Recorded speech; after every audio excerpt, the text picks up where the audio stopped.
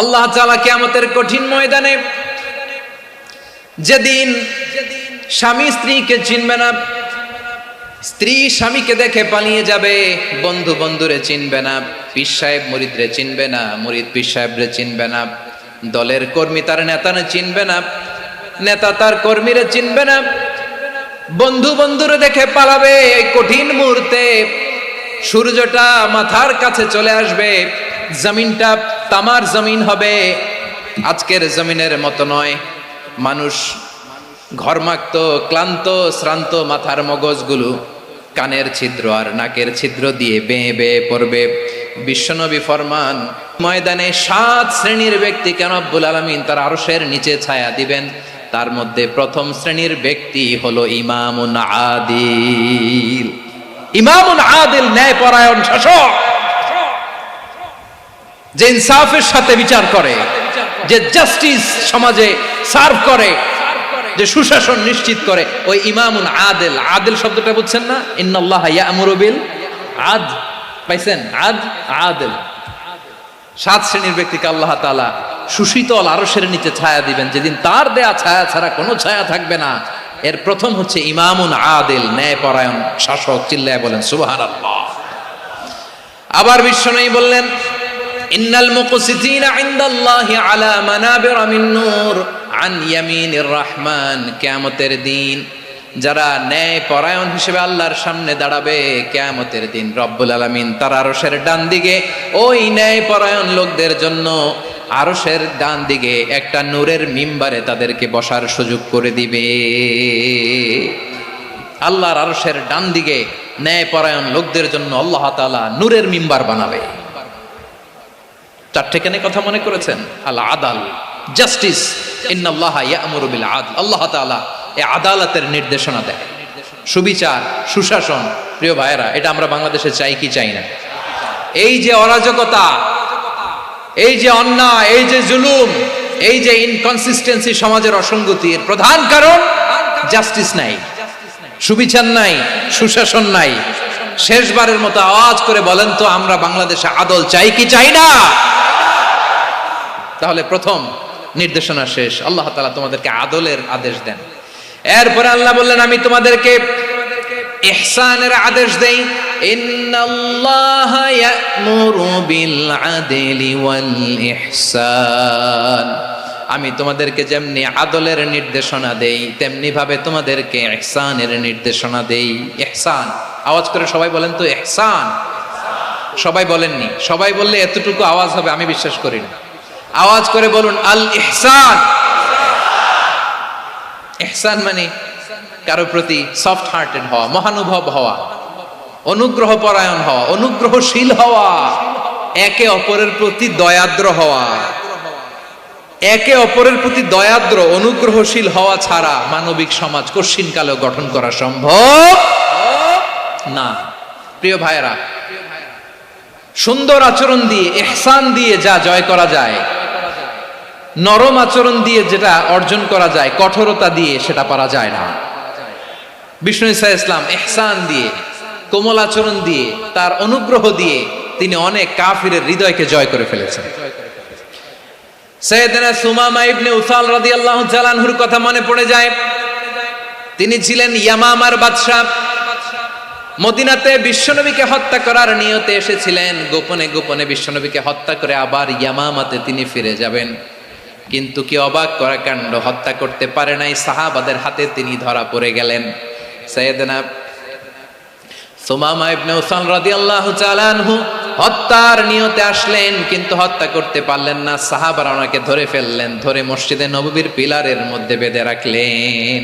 সুমামা ইবনে উসাল, সিরাত থেকে শুনে, সিরাত থেকে শোনাচ্ছি, রাদিয়াল্লাহু তাআলা আনহু ইয়ামামার অধিপতি ছিলেন।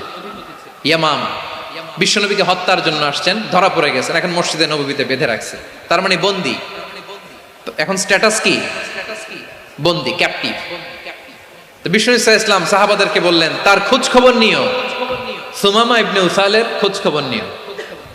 সাহাবারা বলেন, ইয়া রাসূলুল্লাহ, আপনাকে হত্যা করতে এসেছে, তার তো কঠিন ক্যাপিটাল পানিশমেন্ট হওয়া দরকার, কঠিন শাস্তি হওয়া দরকার। বিশ্বনবী বললেন, না, আমি যেটা জানি তোমরা সেটা জানো না। তোমরা সুমামার সাথে ভালো আচরণ করো, বিশ্বনবী সুমামার কাছে গেলেন। প্রথম দিন যে তিনি কালেমার দাওয়াত দিলেন, ইমানের দাওয়াত দিলেন, ইসলামের দাওয়াত দিলেন, রিসালাতের দাওয়াত দিলেন, আখিরাতের দাওয়াত দিলেন। পরের দিন যে বিশ্বনবী সালাতের দাওয়াত দিলেন, যাকাতের দাওয়াত দিলেন, ইসলাম কি, কিভাবে, কেমন করে পালন করতে হয় চমৎকার আর্টিকুলেট করতে শুরু করলেন। তন্ময় হয়ে সুমামা ইবনে উসাল রাদিয়াল্লাহু তাআলা আনহু বিশ্বনবীর কথাগুলো শুনতে আরম্ভ করলো। একদিন নয়, 2 দিন নয়, টানা 3 দিন বিশ্বনবী সুমামার কাছে ইসলামকে প্রেজেন্ট করেছেন, উপস্থাপন করেছেন। আওয়াজ করে বলেন, কয় দিন? 3 দিন। 3 দিন মসজিদে নববীতে বাধা। আর সাহাবীদেরকে বললেন, তার খোঁজ খবর নিও, তোমরা যে রুটি বানাও এর মধ্যে সবচেয়ে ভালো আটার রুটিটা তারে দিও, সবচেয়ে রিফাইন্ড খেজুর, যেটা পিওর খেজুর, এটা তারে দিও। আর বিশ্বনবী নিজের উট থেকে দুধ দহন করে ওনার বাড়ির এক কর্মচারীকে বলেছেন, দুধ দহন করে সুমামার জন্য নিয়ে যেও। সুবহানাল্লাহ পড়বেন না? সবাই তো অবাক, ইয়ামামা থেকে আসছে নবীকে হত্যা করতে, বিশ্বনবী দেখে তারে জামাই আদর করে, তাকে মজার মজার খাবার দিও, দুধ দিও, আদর আপ্যায়ন করো। একদিন নয়, 2 দিন নয়, টানা 3 দিন বিশ্বনবী এভাবে সুমামার কাছে যেয়ে ইসলামকে প্রেজেন্ট করতে আরম্ভ করলেন, ইসলামকে উপস্থাপন করতে শুরু করলেন। আর তাকে চমৎকার এন্টারটেইনমেন্ট, আপ্যায়ন দিতে আরম্ভ করলেন। টানা 3 দিন যখন ইসলামের দ্য বিউটিজ অফ ইসলাম, ইসলামের সুমহান বাণী, সৌন্দর্য তার কাছে উপস্থাপন শেষ, তাকে আপ্যায়ন শেষ, বিশ্বনবী বললেন সাহাবাদেরকে, যাও এবার সুমামার হাতের পায়ের রশি দুটো খুলে দাও। সাহাবারা বললেন, ইয়া রাসূলুল্লাহ, কি বলেন আপনি? ও তো হত্যাকারী, সুযোগ পায় নাই, আপনারে মারতে পারে নাই, ছেড়ে দিলে আবার ও আপনার উপর তলোয়ার নিয়ে ঝাঁপিয়ে পড়বে। নবী, এই সিদ্ধান্ত আপনি নিতে যাবেন না। বিশ্বনবী বললেন, যেটা বলেছি সেটা করো, সুমামার রশিগুলো ছেড়ে দাও, সুমামার হাতে পায়ের রশিগুলো যে তোমরা খুলে দাও।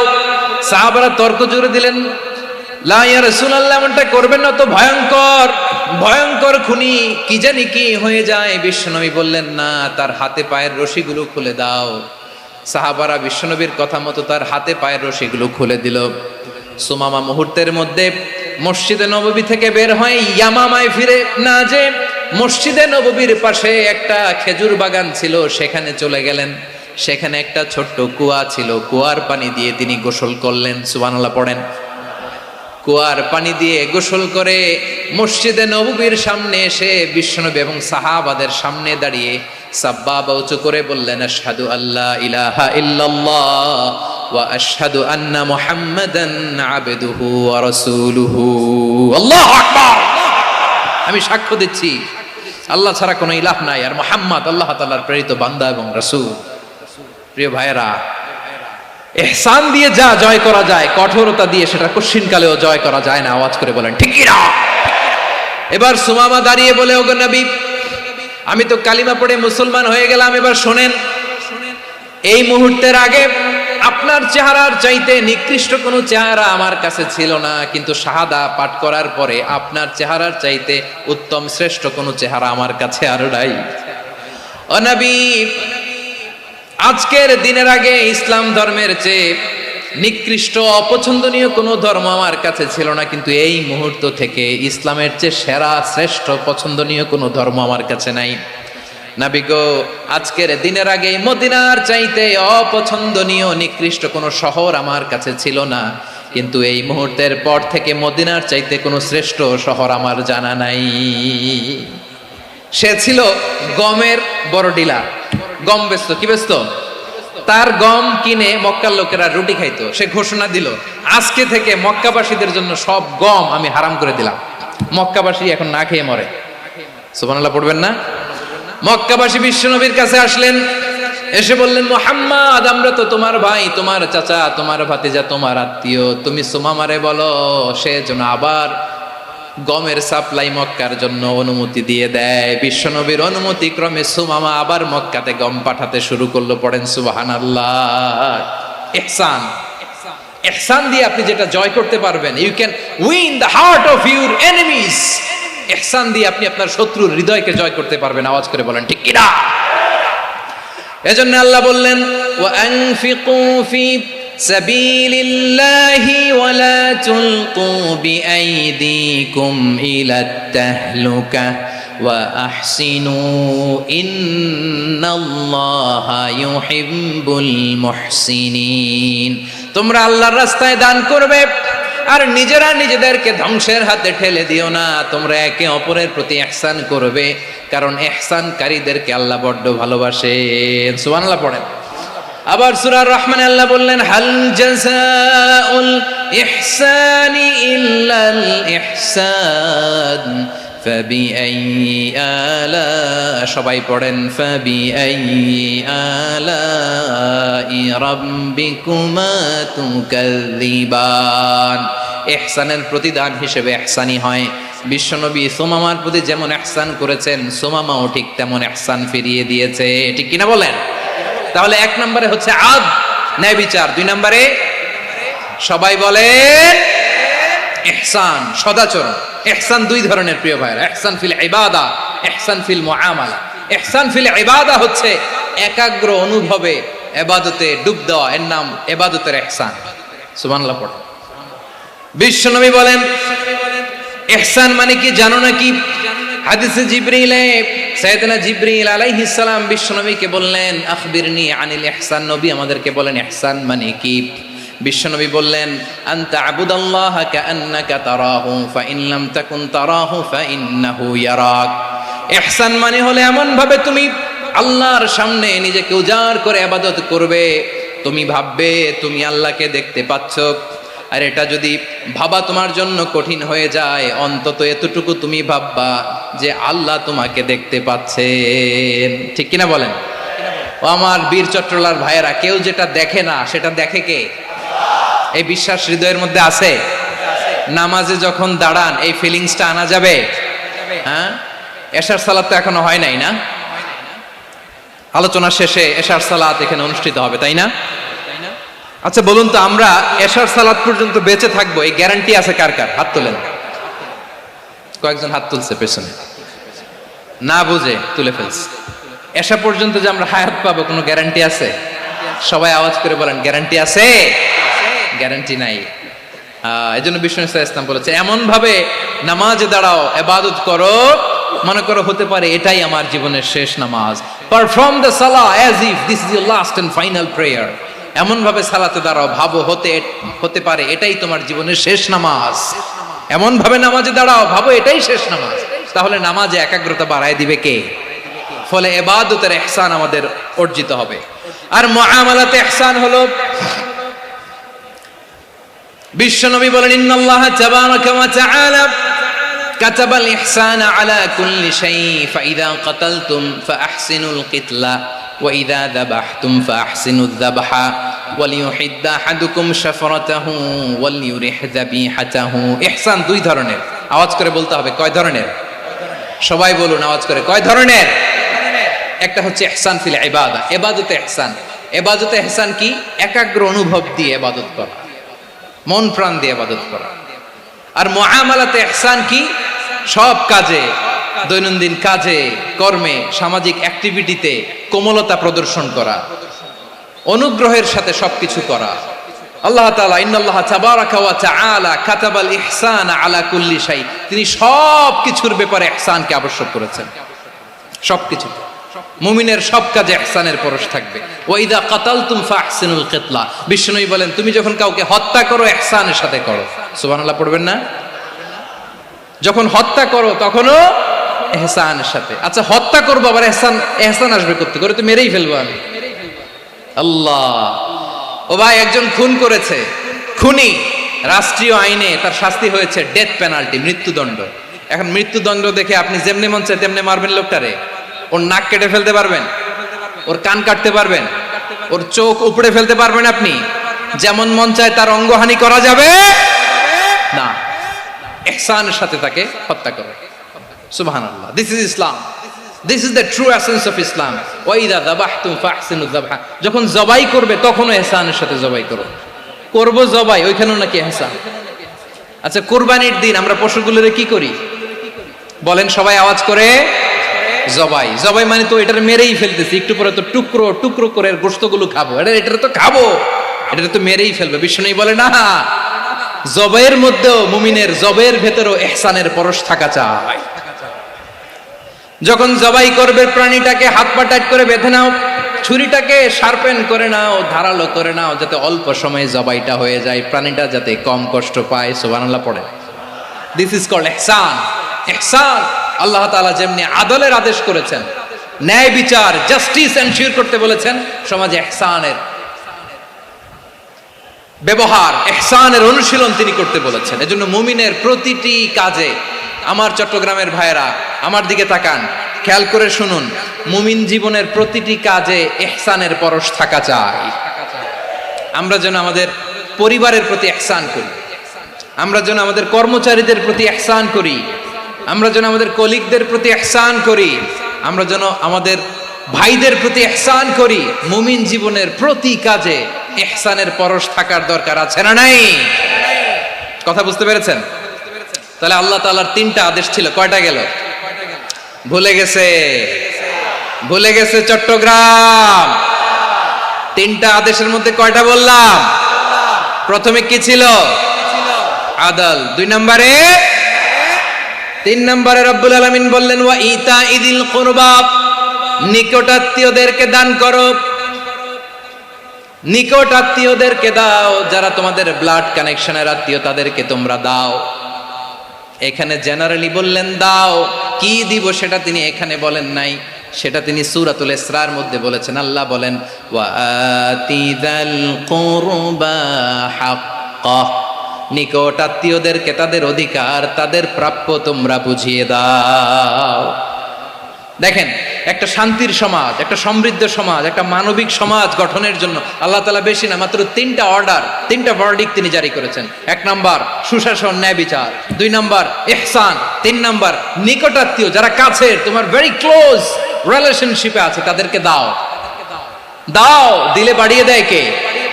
অনেকে দিতে চায় না, কৃপণতা করে। দিলে বাড়ায় দেয় কে? ও মিয়া, মদিনার মধ্যে সবচাইতে গরিব সাহাবী ছিল বেলাল রাদিয়াল্লাহু তাআলা আনহু।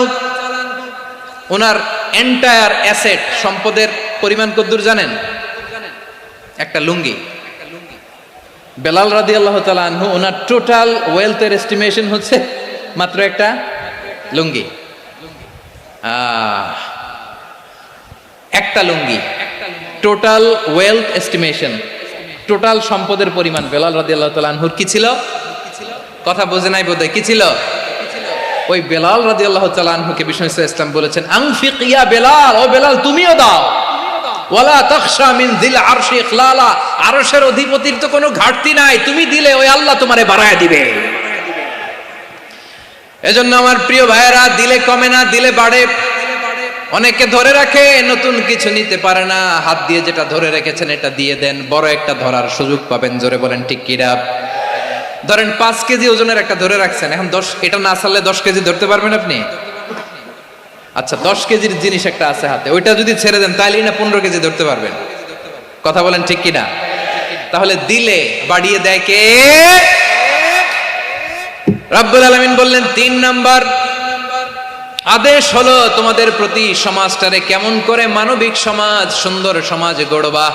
3 নাম্বার আদেশ হলো ওয়া আতিদাল কুরবা হাক্কা, নিকটাত্মীয়দেরকে তাদের প্রাপ্য বুঝিয়ে দাও। এই নিকটাত্মীয়দেরকে তাদের অধিকার বুঝিয়ে দেওয়া, প্রাপ্য বুঝিয়ে দেওয়াতে আমাদের গাফলতি আছে না নাই? চট্টগ্রামে নাই? মাশাআল্লাহ আছে, আছে। অনেকে দেখবেন অনেক আল্লাহওয়ালা তাহাজ্জুদ গুজার, সেজদা দিতে দিতে কপালে কালো দাগ ফেলে দিছে, সে তার বোনের হকটা আদায় করে নাই। আছে না নাই? হ্যাঁ, এখানেও আছে। সর্বনাশ। অনেক বড় হাজী সাহেব, বিশাল লম্বা দাড়ি, ছেলেরে সব দিয়ে দিছে, মেয়েরে কিছু দেয় নাই, মেয়ের হক আদায় করে নাই। আছে না নাই? এই হাজী সাহেবেরা, এই আল্লাহওয়ালারা কিয়ামতের ময়দানে আটকে যাবে। আপনি অন্যের অধিকার নষ্ট করেছেন, তাদের রাইটস কে ভায়োলেট করেছেন। এজন্য আল্লাহ তাআলা বলেন, কারো অধিকার যদি কেউ নষ্ট করে, ওই সমাজটা মানবিক সমাজ কঠিনকালেও হতে পারে না। এজন্য 3 নম্বর আল্লাহ বললেন ওয়া ইতাইদিল কুরবা, নিকটাত্মীয়দেরকে দাও। কি দিবা? তাদের অধিকার দিয়ে দাও, বোনের অধিকার বুঝিয়ে দাও, মেয়ের অধিকার বুঝিয়ে দাও, ফুফুর অধিকার বুঝিয়ে দাও। দেখবেন অনেক মায়েরা ছেলের পাতে মুরগির রান দেয়, মেয়ের পাতে দেয় মুরগির ঠ্যাং। এরকম আছে না নাই? ছেলেরা কি দেয় মুরগির, মেয়ের পাতে কি দেয়? তো মেয়ের কি মুরগির রান খেতে মনে চায় না? মনে চায় না? এমনটা করা যাবে না। নিকটাত্মীয়দেরকে অধিকার দিয়ে দাও, নিকটাত্মীয়ের সাথে সুসম্পর্ক রাখো। আদেশটা কার? এজন্য প্রিয় ভাইয়েরা, জীবনে যদি বারাকা অর্জন করতে চান, নিকটাত্মীয়দের সাথে সুসম্পর্ক রাখতে হবে, তাদের জন্য উপহার পাঠাতে হবে। বিশ্বনবী বলেন, লা ইয়াদখুলুল জান্নাতা কাতে, যে ব্যক্তি আত্মীয়তার সম্পর্ককে ছিন্ন করে দেয়, সে কশিন কালেও আল্লাহর জান্নাতে ঢুকবে না। আপনি কি এটারে সহজ হাদিস মনে করছেন? এটা সহজ কথা? আপনি ভাবছেন আপনার নামাজ আপনার বাঁচাতে পারবে, আপনার রোজা বাঁচাতে পারবে, আপনার তাহাজ্জুদ আপনারে বাঁচাতে পারবে? অধিকার নষ্ট করলে কিছুই আপনারে বাঁচাতে পারবে না। এজন্য নিকট আত্মীয়দেরকে দিতে হবে বেশি বেশি। বিশ্বনবী বলেন, ইন্না সাদাকাতা আলাল মিসকিনি সাদাকা ওয়া আলা যির রাহিমি ইসনাতান সাদাকাতুন ওয়া সিলা। মিসকিনরে দান করলে শুধু দানের সওয়াব হয়, নিকট আত্মীয়কে দান করলে দুইটার সওয়াব হয়, সাদাকার সওয়াব হয়, আবার আত্মীয়তার বন্ধন অটুট রাখার সওয়াব হয়ে যায়। আবার বিশ্বনবী বললেন, মান সাররাহু আইয়ুবসাতা লাহু ফি রিজকিহি ওয়া ইউনসালাহু ফি আসারিহি ফালইয়াসিল রাহিমা। যে ব্যক্তি তার রিজিকের প্রশস্ততা চায় আর হায়াতে বরকত চায়, সে যেন তার আত্মীয়ের সাথে সুসম্পর্ক রাখে। আমার প্রিয় চট্টলার ভাইয়েরা, আমাদের রিজিক বাড়ুক, এটা আমরা চাই কি চাই না? সবাই চান? হ্যাঁ, আমাদের রিজিকে প্রশস্ততা আসুক, চাই কি চাই না? আমাদের হায়াতে বরকত আসুক, আমরা চাই কি চাই না? এই দুইটা যদি চান, তাহলে নিকট আত্মীয়দের সাথে সুসম্পর্ক রাখবেন। পারবেন? তাহলে সমাজটারে মানবিক সমাজ বানায় দিবে কে? তিনটা আদেশ চলে গেল। কয়টা? আওয়াজ করে বলেন। এক নম্বরে কি ছিল? দুই নম্বরে, তিন নম্বরে নিকট আত্মীয়দেরকে দান। আপনাদেরকে আরো শোনার আগ্রহ আছে? আপনাদের মনোযোগ আছে না গেছে? কষ্ট হচ্ছে না? মাশাআল্লাহ, মাশাআল্লাহ। তাকবীর পড়ুন, লিল্লাহি তাকবীর।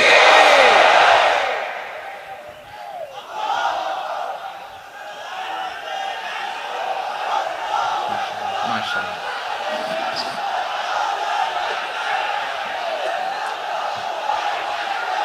আমার প্রিয় ভাইয়েরা, আল্লাহ তাআলা তিনটা জিনিসের যেমনি আদেশ করেছেন, অনুরূপভাবে তিনটা বিষয় তিনি বারণ করেছেন, নিষেধ করেছেন। ওগুলোর কাছেও যাওয়া যাবে। শুনবেন। রাব্বুল আলামিন বলেন, ওয়ায়ানহা আনিল ফাহশাই ওয়াল মুনকারি ওয়াল বাগি। আমি যেমনি তিনটি বিষয়ে আদেশ করলাম, অনুরূপভাবে তিনটি বিষয়ে বারণ করলাম, নিষেধ করলাম। আমার এক নাম্বার নিষেধাজ্ঞা হলো অশ্লীলতার প্রতি। ফাহশা, ওয়ায়ানহা আনিল ফাহশা। আল্লাহ তাআলা অশ্লীলতাকে নিষেধ করেছেন। কোন জিনিসকে? সবাই বলুন, কোন জিনিসকে? যত ধরনের, যত টাইপের, যত ক্যাটাগরির অশ্লীলতা হতে পারে, সব অশ্লীলতাকে হারাম করেছেন কে? ফাহশা মানে কি? কথায়, কাজে, আচরণে, কমেন্ট, ফেসবুকের কমেন্টসে যত ধরনের নোংরামো আছে, যত ধরনের অশ্লীলতা আছে, এটাকে আরবিতে বলে ফাহশা। এটাকে কি বলে? রাব্বুল আলামিন বলেন, কুল ইন্নামা হাররামা রাব্বিয়াল ফাওয়াহিশা মা যাহারা মিনহা ওয়া মা বাতান। ও নবী, আপনি বলে দেন, আমার রব প্রকাশ্য, অপ্রকাশ্য, স্পষ্ট কিংবা অস্পষ্ট, দৃশ্যমান কিংবা অদৃশ্যমান সব অশ্লীলতাকে হারাম করেছেন। সব ধরনের অশ্লীলতা হারাম, সব ধরনের। আল্লাহ তাআলা আমাদেরকে অশ্লীলতা থেকে বাঁচান, অশ্লীলতা থেকে তিনি আমাদেরকে হেফাজত করুক। পড়েন আমিন। এবার বলেন, আমাদের সমাজে অশ্লীলতা আছে না নাই? চট্টগ্রামে নাই? আমি কই নাই, ওনারা বলে আছে। দেখছেন, আমি সামহাও বাঁচায় দেওয়ার ট্রাই করতেছি, ওনারা বলে আছে।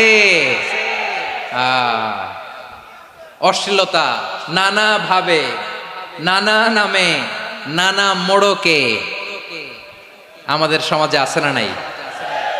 সংস্কৃতির নামে, ফ্যাশনের নামে, বিনোদনের নামে, উপন্যাসের নামে, কনসার্টের নামে অশ্লীলতা আছে না নাই?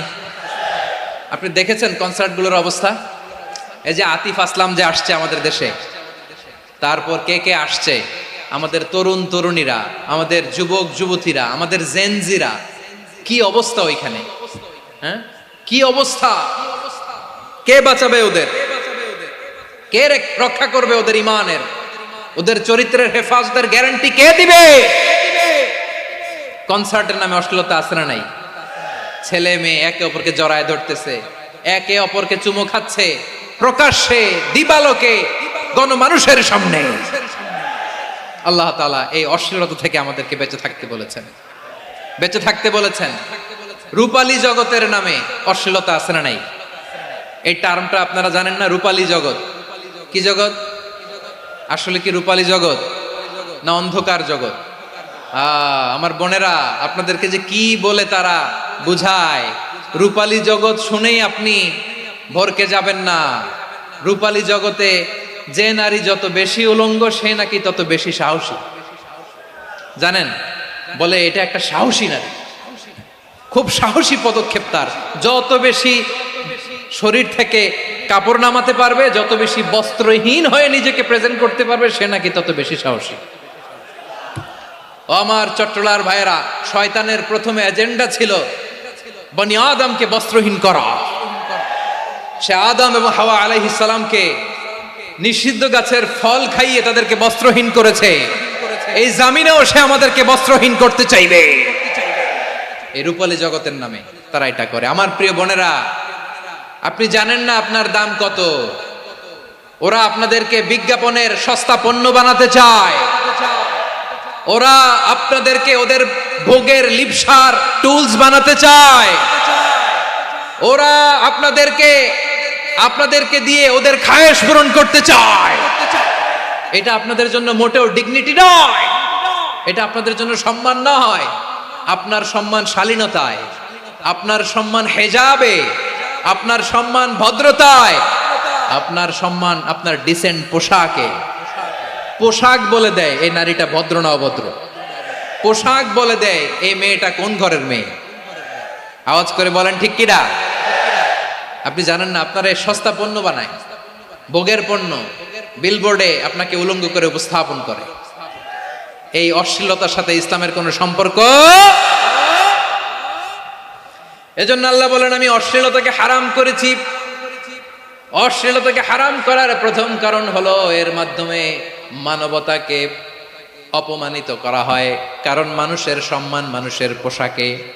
মানুষ যখন পোশাকহীন হয়ে যায়, বস্ত্রহীন হয়ে যায়, তার সম্মান কমে যায়। ঠিক কিনা? অশ্লীলতাকে হারাম করার প্রথম কারণ হচ্ছে মানুষ মানুষকে অপমান করে। একটা নারী, সে তো সম্মানিত, নারী যে কত সম্মানিত নারীরা এটা বুঝেই নাই। বিশ্বনবী বলেন, আর দুনিয়া কুল্লুহা মাতা ওয়া খায়রু মাতা'আদ দুনিয়া আল মারআতুস সালিহা। আমার বোনেরা, 5টা প্যান্ডেলে আপনারা এলইডিতে আমার আলোচনা শুনছেন, আমি জানি। আপনাদের এই গর্ভ যে কত দামি আপনি জানেন না। আপনার পেট থেকেই আসবে আগামী দিনের সালাহুদ্দিন আল আইয়ুবী। আপনার পেট থেকেই আসবে অনাগত দিনের ইমাম মাহদী আল মুনতাযর। আপনার পেট থেকেই আসবে অনাগত দিনের ফয়সাল, ওয়াসিম, মুগ্ধ, আবু সাইদের মতো বীর যোদ্ধা।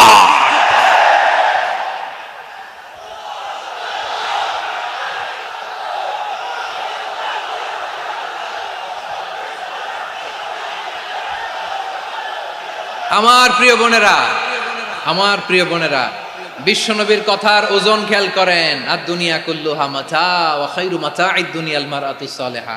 দুনিয়ার সবকিছুই অ্যাসেট, এর মধ্যে সবচেয়ে দামি অ্যাসেট নেককার নারী। আপনার গর্ভ যে কত দামি আপনি জানেন না। নিজের সময়টাকে কাজে লাগান, কোরআন পড়েন, সুন্নাহ পড়েন। আপনার অনেক দায়িত্ব ঘরে। You are the MD of your family. একটা family it's a very big institution. পরিবার একটা অনেক বড় প্রতিষ্ঠান। and you are the MD of your institution. আপনি এই পরিবারের MD, managing director of your family. এখানে আপনার কত দায়িত্ব। আপনি ছেলে মেয়েদেরকে তারবিয়া করবেন, আপনি আপনার স্বামীর জন্য ঘরটার জান্নাতের নীর বানাবেন, আপনার জন্য জান্নাতের ডুপ্লেক্স বাড়ি ওইখানে তৈরি করে রাখবে কে?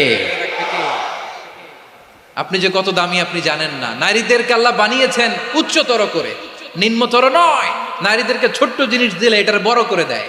নারীদেরকে ভ্রূণ দিলে, শুক্রাণু দিলে নারী এটারে বাচ্চা বাচ্চা হিসেবে উপহার দেয়, ঠিক কিনা? বিয়ের মাধ্যমে স্বামী যখন তার শুক্রাণু তার স্ত্রীকে উপহার দেয়, স্ত্রী রিটার্নে কি উপহার দেয়? ফুল ফর্ম বেবি, মানব সন্তান। দেখছেন, আপনি দিলেন একটু, কুনি দিছে বিশাল। আপনি যদি নারীকে বাজার এনে দেন, নারী এটাকে সুস্বাদু খাবারে রূপান্তর করে দেয়। আপনি তাকে একটা মুচকি হাসি দিয়ে দেন, সে তার কলিজা দিয়ে দেয়। কিন্তু যদি আপনি তার মনে কষ্ট দেন, সে আপনার জীবনকে জাহান্নাম বানায়া দেয়। খবর আছে, নারীর মন বুঝতে পারলে নেয়ামত, বুঝতে না পারলে কিয়ামত, ঠিক কিনা বলে? কত দামি আপনি জানেন না, জানেন না আপনি কত দামি, অনেক দামি আপনি। আপনাদেরকে যেন ভোগের সস্তা পণ্য বানাতে না পারে, আপনাদেরকে সচেতন থাকতে হবে, সজাগ থাকতে হবে, কনসার্ন থাকতে হবে। শয়তানের ওই হাতছানির দিকে আর নজর দেওয়া যাবে না। তাহলে কেন আল্লাহ তাআলা এই ফাহশা অশ্লীলতাকে হারাম করলেন? এক নাম্বার, এতে হিউম্যান ডিগনিটি কমে। দুই নাম্বার, এতে মানুষের অধিকার নষ্ট হয়। আপনি বিয়ে করেছেন, এরে পরকিয়া করেন, ওর সাথে এরকম আছে না নাই? স্ত্রীর অধিকার নষ্ট করেছেন। আপনি বিবাহ সম্পর্কে আবদ্ধ হয়েছেন তার সাথে, আপনি পরকিয়া করেন ওই ছেলের সাথে, আপনি আপনার হাজবেন্ডের সাথে বিট্রে করেছেন। এজন্য আল্লাহ অশ্লীলতাকে হারাম করেছে। অশ্লীলতাকে হারাম করার আরেকটা কারণ হচ্ছে আল্লাহ তাআলা এই হিউম্যান জেনারেশনকে এটাকে প্রিজার্ভ করতে চায়। হিফজুন নাসল, এটা মাকাসিদুশ শরিয়ার অনেক গুরুত্বপূর্ণ একটা মাকাসিদ, অনেক গুরুত্বপূর্ণ। আপনার নাসল, আপনার জেনারেশনকে সংরক্ষণ করা। এই যে আসতেছে ফেব্রুয়ারি, কত ফেব্রুয়ারি জানো? এটা কি বিশ্ব ভালোবাসা দিবস? হ্যাঁ, কি দিবস? এই বিশ্ব ভালোবাসা দিবসের সাথে মুসলমানদের কোনো সম্পর্ক নাই। আমার প্রিয় ভাইরা, এই যে আপনি অবৈধ সম্পর্কে জড়ালেন, কেন আল্লাহ অশ্লীলতাকে হারাম করেছে দেখেন। বলতেছিলাম যে এটা আপনার নাসল, আপনার জেনারেশন, আপনার লিনিয়েজ, আপনার বংশকে প্রিজার্ভ করা। কে কার বাবা, কে কার মা, বাবা মা জানা, প্রজন্মকে প্রিজার্ভ করা, এটা ইসলাম ওয়াজিব করে দিয়েছে। এই যে অবৈধ সম্পর্কের কারণে, বিশ্ব বেহায়া দিবসের কারণে, এগুলোর আউটকাম, আউটপুট হিসেবে মাঝে মাঝে ঢাকা মেডিকেলের ডাস্টবিনে নবজাতকের বাচ্চার কান্নার আওয়াজ শুনতে পাওয়া যায়। চট্টগ্রাম মেডিকেলের ডাস্টবিনে নবজাতকের কান্না শুনতে পাওয়া যায়। বীর চট্টলার মুসলমানেরা বুঝতে পারলে আওয়াজ করে বলেন, এই যে চট্টগ্রাম মেডিকেলে যে নবজাতকটা পাওয়া গেল, ওর বাবাকে আমাকে বলেন, ওর বাবাকে, ওর মাকে, ও কোন ফ্যামিলির সন্তান কেউ জানে? আপনি হিউম্যান ডিগনিটিকে অপমান করেছেন না? আপনি তার ভবিষ্যৎকে অন্ধকার করেছেন না? আপনি তার লিনিয়েজকে প্রশ্নবিদ্ধ করে দিয়েছেন না? এই জন্য আল্লাহ তাআলা অশ্লীলতাকে আমাদের জন্য হারাম করে দিয়েছেন। পড়েন সুবহানাল্লাহ। এই জন্য রাব্বুল আলামিন বলেন, কুল ইন্নামা হারামা রাব্বিয়াল ফাওয়াহিশা মা যাহারা মিনহা ওয়া মা বাতান। প্রকাশ্য অপ্রকাশ্য সব অশ্লীলতাকে হারাম ঘোষণা করে দিয়েছে কে? আবার দুনিয়ার বুকে যারা অশ্লীলতার প্রসার করে তাদের জন্য শাস্তি মজুদ রেখেছে কে?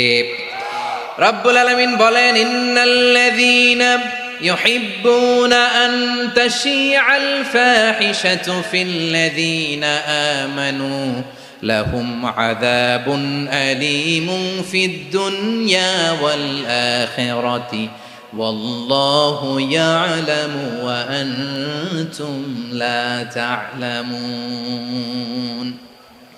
নিশ্চয়ই যারা বিশ্বাসীদের মাঝে অশ্লীলতার প্রচার প্রসার করতে চায় তাদের জন্য আমি মর্মন্তুদ শাস্তি প্রস্তুত করে রেখেছি, দুনিয়াতেও রেখেছি, আখিরাতেও রেখেছি। ঘোষণাটা কার?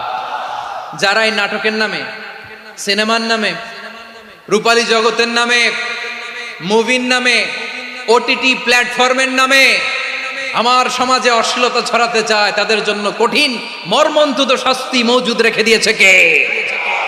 ও আমার বোনেরা, এখনো আপনি জাগবেন না? এখনো আপনার চিন্তার দুয়ারে এখনো নাড়া পড়ে নাই?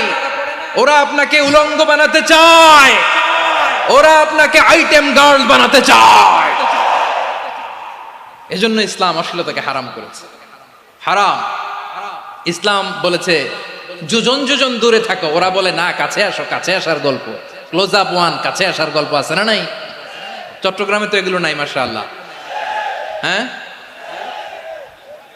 এখানেও আছে ক্লোজ আপ ওয়ান, কাছে আসার গল্প। আল্লাহ বলেন ওয়ালা তাকরাবুজ জিনা, কাছেও এসো না, জিনা থেকে যোজন যোজন কিলো দূরে থাকো, ওরা বলে কাছে আসার গল্প। আমার বীর চট্টলার ভাইয়েরা, কাছে আসতে হলে আমরা কোরআনের কাছে আসব, কাছে আসতে হলে নবীর কাছে আসব, কাছে আসার গল্প হবে আমার রবের কাছে আসার গল্প। চিল্লায় বলো ঠিক কিনা?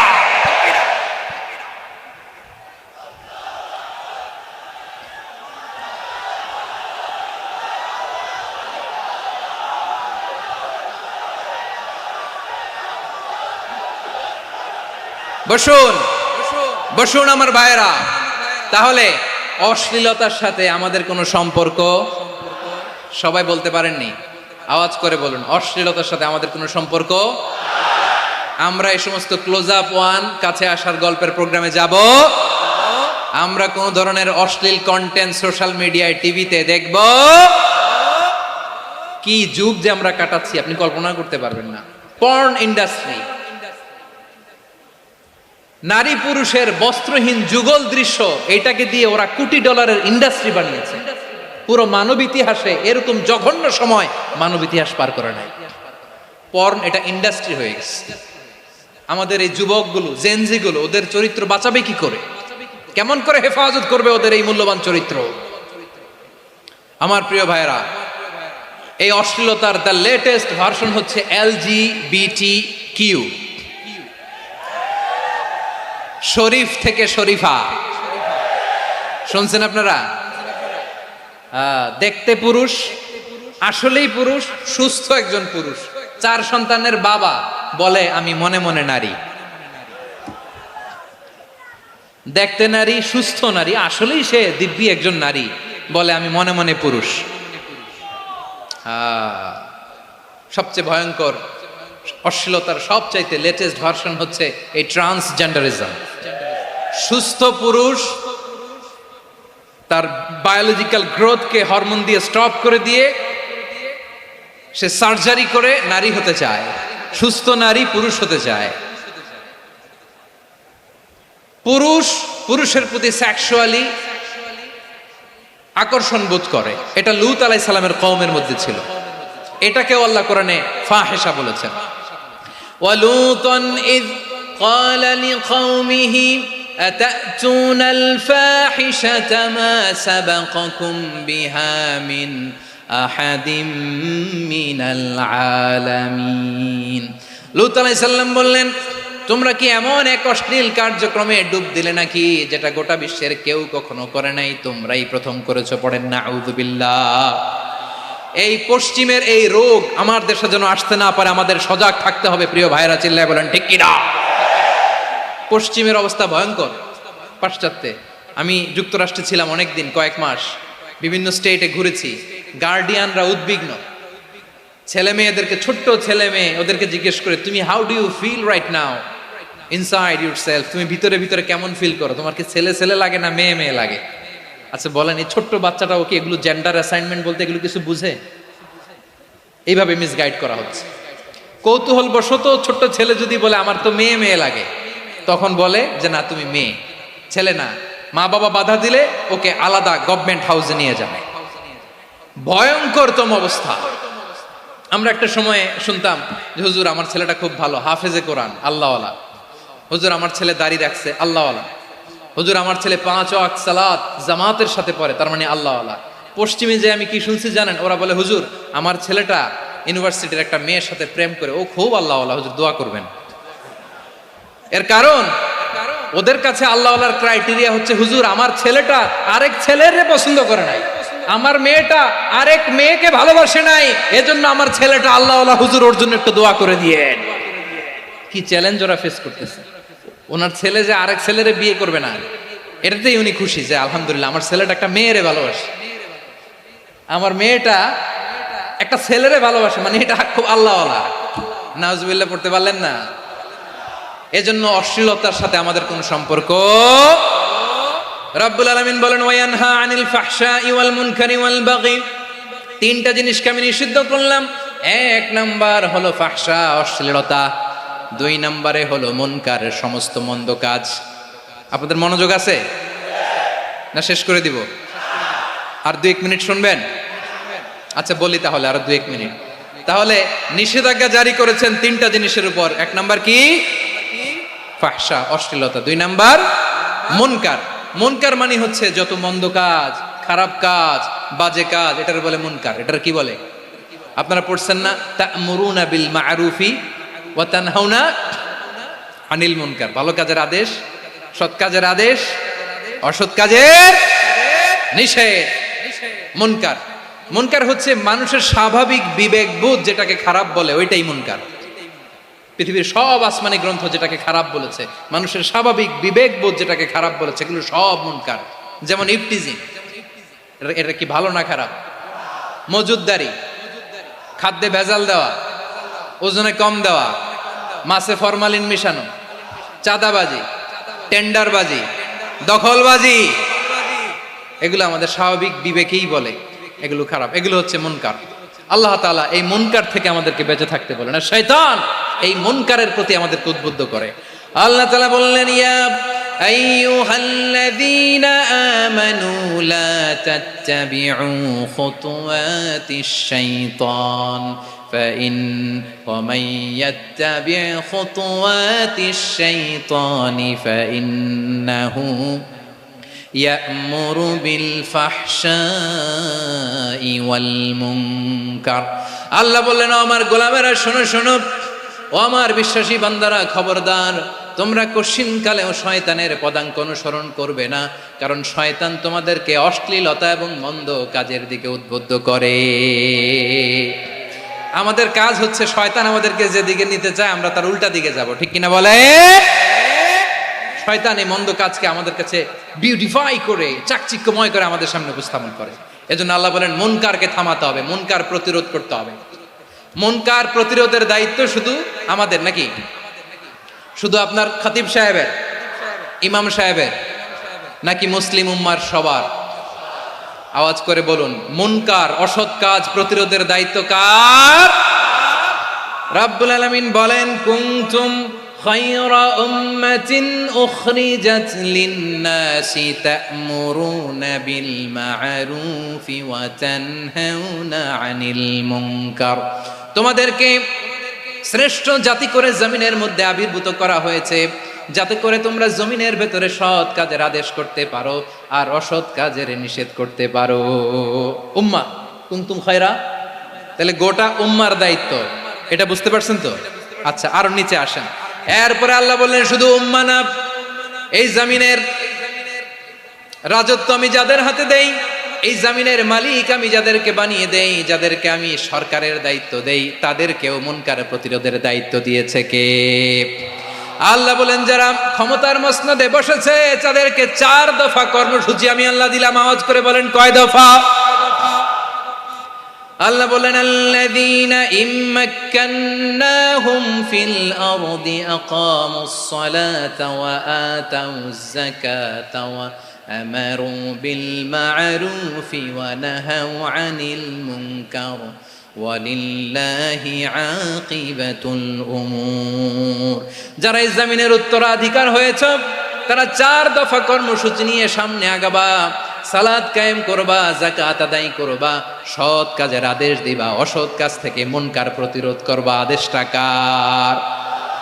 আমার প্রিয় চট্টলার ভাইরা, পুরো উম্মার দায়িত্ব মুনকার প্রতিরোধ করা, সরকার প্রধানের দায়িত্ব মুনকার প্রতিরোধ করা। এরপর আল্লাহ বলেন, প্রতিটা ফ্যামিলির যিনি প্রধান সিইও বাবা, প্রত্যেক বাবারও দায়িত্ব এই মুনকার প্রতিরোধ করা। আওয়াজ করে বলেন ঠিক কিনা?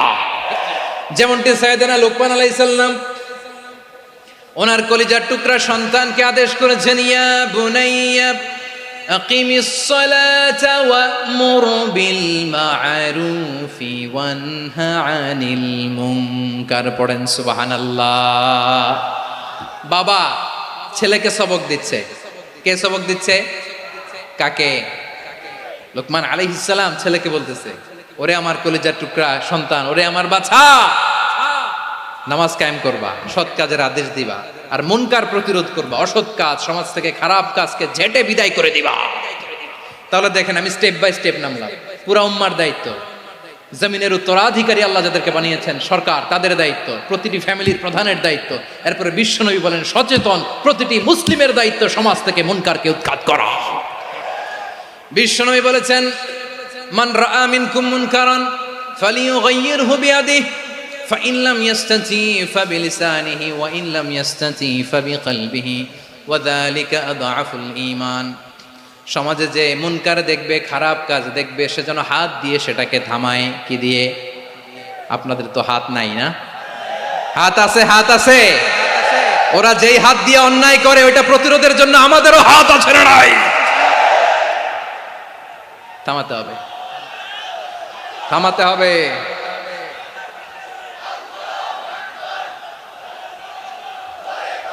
বসুন আমার প্রিয় ভাইয়েরা, ওরা ওদের যে হাত দিয়ে টেন্ডারবাজি করে, চাঁদাবাজি করে, ইফটিজিং করে, দখলবাজি করে, যে হাত দিয়ে, ওই মুনকার থামায় দেওয়ার জন্য আল্লাহর দেয়া আমাদেরও দুটি হাত আছে না নাই?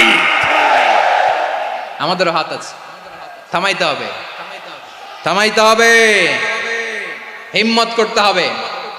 আমার প্রিয় ভাইয়েরা, না থামালে আমরাই ডুববো শেষমেশ। আমাদের বাঁচার জন্য হলেও থামাইতে হবে। রব্বুল আলামিন বলেন ওয়াত্তাকু ফিতনাতাল লা তুসিবান্নাল্লাযীনা যালামু মিনকুম খাসসা। ও আমার গোলামেরা, ওই আযাবকে ভয় করো যে আযাব যখন আমি জমিনের বুকে পাঠাই শুধু জালেমদেরকেই মারি না, আলেমদেরকেও মারি। আযাব যখন আসে তখন শুধু জালিমই মরে না, আলেমও মরে। জানেন মুসা আলাইহিস সালামের পায়ে একবার একটা লাল পোকা কামড় দিয়েছে, লাল পিঁপড়া। লাল পিঁপড়া কামড় দিলে খুব আরাম লাগে না? কি লাগে? হ্যাঁ, জলে না? লাল একটা পিঁপড়া কামড় দিছে, তো উনি রেগে মেগে পাশি দেখে লাল পিঁপড়ার বাসা, পা দিয়ে ডলে মুছে সবগুলো পিঁপড়া মেরে ফেলছে। এই ঘটনাটা আল্লাহ ঘটিয়েছেন। এজন্য মুসা আলাইহিস সালাম ছিলেন কালিমুল্লাহ, সরাসরি আল্লাহর সাথে কথা বলতেন। তিনি আল্লাহকে জিজ্ঞেস করেছিলেন, আল্লাহ তুমি যখন কোনো জনপদে আযাব পাঠাও, শাস্তি দাও, ওখানকার শুধু জালেমরাই তো মরে না, ভালো মানুষগুলাও মরে, তো আযাব দিবা মুশরিকদের উপর দিবা, অবাধ্যদের উপর দিবা, ভালো মানুষগুলারে মারো কেন? আল্লাহ বললেন, মুসা তোমার যে কামড় দিছিল পায়ের মধ্যে পিঁপড়া, কয়টা পিঁপড়া? জোরে বলেন। একটা পিঁপড়া, তো সবগুলারে মারলা কেন? রেগে মেগে পুরো পিঁপড়ার বাসা ভেঙে মেসাকার করলা কেন? এই মুসা, আমি যখন অ্যাকশনে যাই, আমি যখন শাস্তি দেই, তখন এত বাস বিচার করা হয় না, বাস বিচার করা যায় না। যখন অ্যাকশনে যাওয়া হয় ওইটা ডাইরেক্ট অ্যাকশন হয়ে যায়। চিল্লায় বলো ঠিক কি না? এজন্য আমাদের বাঁচার জন্য হলেও এই পাপ থামাতে হবে, এই শয়তানের অট্টহাসি থামাতে হবে, অন্যায় অপরাধ সমাজ থেকে আমাদের থামাতে হবে। কারণ আযাব আসলে ওরাও মরবে, আমরাও মরব। একটা জাহাজ 2 তলা, আপনি আছেন 2য় তলায়, শুনতেছেন? শুনতেছেন? জাহাজ কয় তলা? আপনি কোন তলায়? 2য় তলায়। নিচের তলার কিছু লোক জাহাজের তলা ছিদ্র করতে আরম্ভ করছে। কি ছিদ্র করতেছে? আচ্ছা, জাহাজের তলা ছিদ্র করলে তলা দিয়ে কি ঢুকে? এখন আপনি যদি বলেন আমার কি, আমি তো 2 তলায়, আমার কি, আমি তো সেফ, আমি তো সেফ জোন, আমি তো ভালো আছি, আমি তো ভালো আছি, ওরা ছিদ্র করে ওরা মরবে। আসলে কি শুধু ওরা মরবে, নাকি তলা ফুটো হলে ভিতরে পানি ঢুকলে আপনারও শরীর সমাধি হবে? তলা দিয়ে যখন পানি ঢুকবে, জাহাজ ঢুকলে আপনিও মরবেন। এজন্য নিজে মরার আগে ওই পাগলগুলোর নিচতলায় যে থামাতে হবে। চিল্লায় বলেন ঠিক কি না? এজন্য আল্লাহ বললেন মুনকার প্রতিরোধের দায়িত্ব সমাজের টপ টু বটম সবার। পুরো উম্মার দায়িত্ব, সরকার প্রধানের দায়িত্ব, প্রতিটি ফ্যামিলির প্রধান বাবার দায়িত্ব। বিশ্বনবী বললেন প্রতিটি সচেতন মুসলিমের দায়িত্ব। এজন্য মুনকার প্রতিরোধ করার দরকার আছে না নাই? সমাজে এই যে ইফটিজিং হয়, আপনার বোনের বয়সী একটা মেয়েকে কিছু বখাটে টিটকারি করে, এই বলে সেই বলে, নোংরা কথা বলে, রাস্তায় দেখেও আপনি পাশ দিয়ে না দেখার মতো চলে যান কেন? আপনি দাঁড়ান না কেন? আপনি দাঁড়ালেই তো থেমে যাবে, কারণ সত্যের যে শক্তি তার সামনে মিথ্যা মুখ থুবড়ে পড়ে। আপনার সামনে ও কিছুই না, নাথিং। আপনি দাঁড়ান, ওকে প্রশ্ন করেন যে আমার বোনকে তুমি ডিস্টার্ব করো কেন? আপনাকে দেখে আরো 5 জন দাঁড়াবে, 5 জনকে দেখে আরো 10 জন দাঁড়াবে। আমাদের নীরবতা আর আমাদের নিশ্চুপ থাকাই জালিমদেরকে আরো শক্তিশালী জালিম বানিয়েছে। এজন্য মুনকার প্রতিরোধের দায়িত্ব আমাদের সবার। টেন্ডারবাজি, চাঁদাবাজি, দুর্নীতি, অপরাধ, দখলদারিত্ব, মজুদদারি, এগুলো সব কিছু একসাথে প্রতিরোধ করতে হবে, ঠিক কিনা বলেন?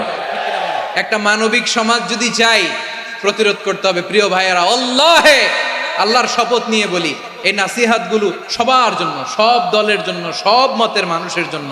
আমরা কোনো দলের প্রতি মানুষকে ডাকি না, আমরা ডাকি ইসলামের দিকে।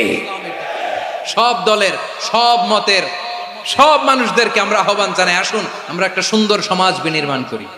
এই যে নতুন বাংলাদেশের এক সুযোগ এসেছে, আর জীবনে হয়তো আসবে না, সামনের 100 বছর এই সময় আসবে না। আসুন দেশটাকে আমরা সাজাই, আসুন আমরা দুর্নীতি বন্ধ করি, আসুন আমরা চাঁদাবাজি বন্ধ করি, আসুন আমরা দখলদারিত্ব বন্ধ করি, আসুন আমরা এক দল আরেক দলকে নিশ্চিহ্ন করার যে রাজনীতি, এটা বন্ধ করি। সব দলের প্রতি আমার আহ্বান। আমি কিছুদিন আগে একটা নিউজ দেখলাম, ওই যে লন্ডনে বসে জনাব তারেক রহমান সাহেবকে আমি ধন্যবাদ দিতে চাই। উনি সংবাদ শোনা মাত্রই ওনার দলের অনেক চাঁদাবাজকে উনি বহিষ্কার করেছেন। I do appreciate. প্রতিটি দলের এরকম ইনিশিয়েটিভ নেওয়ার দরকার আছে না নাই? যে কোনো দলে এই প্র্যাকটিসটা থাকার দরকার আছে না নাই?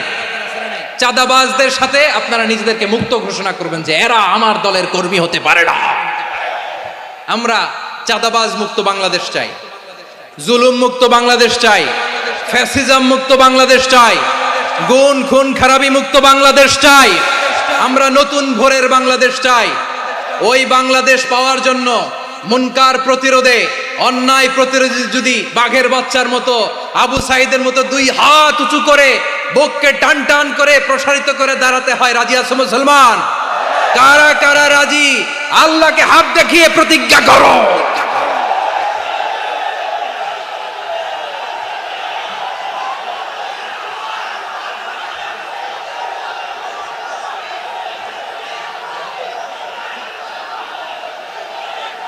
আমার প্রিয় ভাইয়েরা, বসুন বসুন আমার ভাইয়েরা।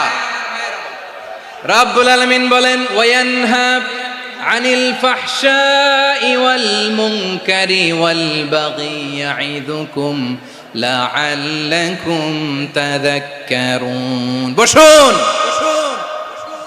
আল্লাহ বললেন, আমি অশ্লীলতাকে নিষেধ করি, আমি সব ধরনের মন্দ কাজকে নিষিদ্ধ করি, সব শেষে আমি সীমা লঙ্ঘনকে তোমাদের জন্য নিষিদ্ধ করি।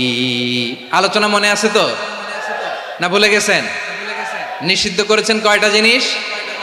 1 নম্বরে অশ্লীলতা, 2 নম্বরে মুনকার তথা সব মন্দ কাজ, 3 নম্বরে আল বাগি, সীমা লঙ্ঘন, ক্রসিং দ্য লিমিট।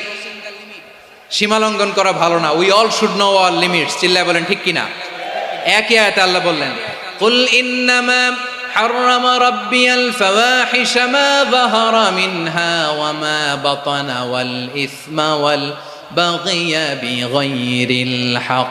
অন্যায় ভাবে যে অবাধ্য হয়, যে সীমা লঙ্ঘন করে, তাদেরকেও আমি এটা হারাম করে দিলাম। সীমা লঙ্ঘন করা হারাম, সীমা লঙ্ঘন করা হারাম। আল্লাহ বারবার আমাদেরকে ওয়ার্নিং দেয়। যখন আমরা থামি না তখন আল্লাহ ধরে, আর যখন ধরে তখন ছাড়ে না। ধরে না, ধরলে আল্লাহ। ফেরাউনকে কিন্তু হুট করে ধরে নাই, আপনারা জানেন 9 বার ওয়ার্নিং দিয়েছে। ফেরাউনকে আল্লাহ তাআলা ওয়ার্নিং দিয়েছিল কয়বার? বীর চট্টলার বীর সেনানীরা আওয়াজ করে বলেন, ফেরাউনকে ধরার আগে ওয়ার্নিং দেওয়া হয়েছিল কয়টা? রাব্বুল আলামিন বলেন, ওয়ালাকাদ আতাইনা মূসা 9 আয়াতিন বাইয়িনাত। 9টা মুআজিজা দেখিয়েছি। 1 2 3 বারবার এইভাবে রিমাইন্ডার, ওইভাবে রিমাইন্ডার, এইভাবে নাসিহাত, ওইভাবে দাওয়া। ফাকুলা লাহু কাওলান লাইয়িনা, নরম করে বলো, সফট করে বলো, যত ওয়ে হতে পারে দাওয়া মেথডোলজি। মূসা আলাইহিস সালামের সব অ্যাপ্লাই শেষ। 10ম বারে যে আল্লাহ ধরছে, 10ম বারে যে ধরেছে। এজন্য আল্লাহ বলেন, আমি সীমা লঙ্ঘনকে পছন্দ করি না। কোরআনের অন্য আয়াতে বাগীকে বলা হয়েছে আল ইতিদা, সীমা লঙ্ঘন যারা করে তাদেরকে আল্লাহ বলেছেন মুতাদিন। وقاتلوا في سبيل الله الذين يقاتلونكم ولا تعتدوا إن الله لا يحب المعتدين। আমি সীমা লঙ্ঘনকারীদেরকে কোশ্চিনকালেও পছন্দ করি না। আমরা যেন সীমা লঙ্ঘন না করি, রাজি আছেন তো? যে কোনো ক্ষেত্রে ইবাদতে যেন সীমা লঙ্ঘন না করি। অনেকে আমরা ইবাদতে সীমা লঙ্ঘন করে ফেলি। বিশ্বনবী সাল্লাল্লাহু আলাইহি ওয়াসাল্লাম যেটা শিখিয়েছেন এর বাইরে যে অতিরিক্ত বুজুর্গ হতে চায় এরকম আছে না নাই? করা যাবে না, কোনো ক্ষেত্রেই সীমা লঙ্ঘন করা যাবে, এমনকি যুদ্ধ ক্ষেত্রেও না। বিশ্বনবী সাল্লাল্লাহু আলাইহি ওয়াসাল্লাম বলেন খবরদার যুদ্ধ ক্ষেত্রেও সীমা লঙ্ঘন করো না। কি সুন্দর ইসলাম আমরা পেয়েছি। বিশ্বনবী বলেন খবরদার যুদ্ধের ময়দানে কোনো নারীর গায়ে হাত তোলো না, কোনো শিশুর গায়ে হাত তোলো না, কোনো গবাদি পশু হত্যা করো না, কোনো শস্য ক্ষেত্র ধ্বংস করো না, ইবাদতরত অন্য ধর্মের কোনো সন্ন্যাসীর গায়ে হাত তুলো না। বলেন সুবহানাল্লাহ। তাহলে আমরা সীমা লঙ্ঘন করতে পারবো? প্রিয় ভাইরা, একটা সুখী সমৃদ্ধ শান্তির সমাজ, মানবিক সমাজ যদি আমরা গঠন করতে চাই, আমাদের আল্লাহর দেয়া কয়টা আদেশ মানতে হবে বলেন দেখি? সবাই বলেন কয়টা? আর বেঁচে থাকতে হবে কয়টা জিনিস থেকে? আওয়াজ করে বলেন কয়টা?